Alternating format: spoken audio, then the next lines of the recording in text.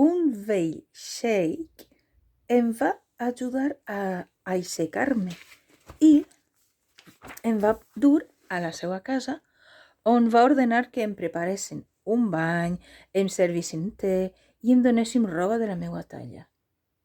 Tan bon punt em vaig haver rentat i vestit, els crits em van dur a una estança on el xeic i la seva família estaven asseguts menjant.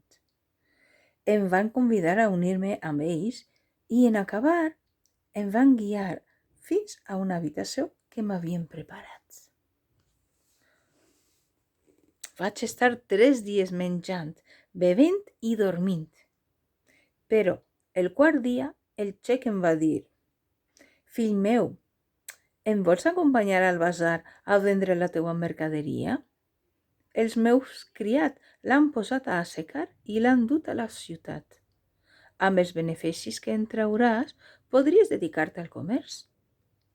Jo no sabia de què em parlava. D'on havien sortit les mercaderies, si havia arribat amb les mans buides? Al final, com fos, vaig decidir seguir el vell.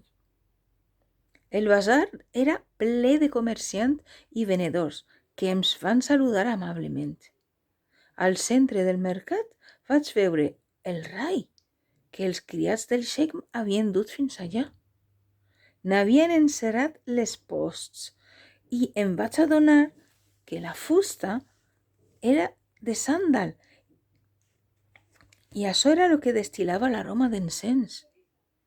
Aleshores van començar la subhasta i el rei, que jo mateix havia construït, va arribar al preu de 1.000 tàlers d'or. El mercat fluixeja per la sequera, em va explicar el vell xeic.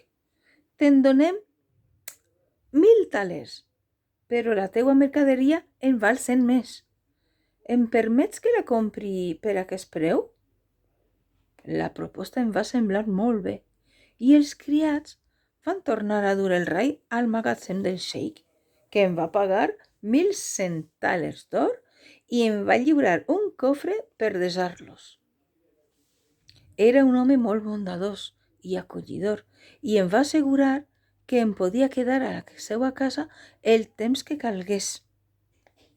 Jo estava a gust al seu costat i vaig acceptar l'oferta.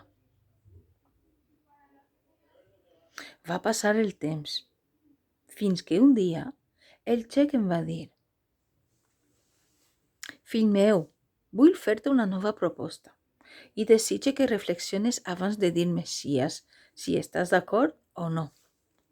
Mira, m'he dedicat tota la vida al comerç i he guanyat molts diners, però ara ja sóc vell i no s'ha complert el meu desig de tenir un fill varó que heredi els meus béns.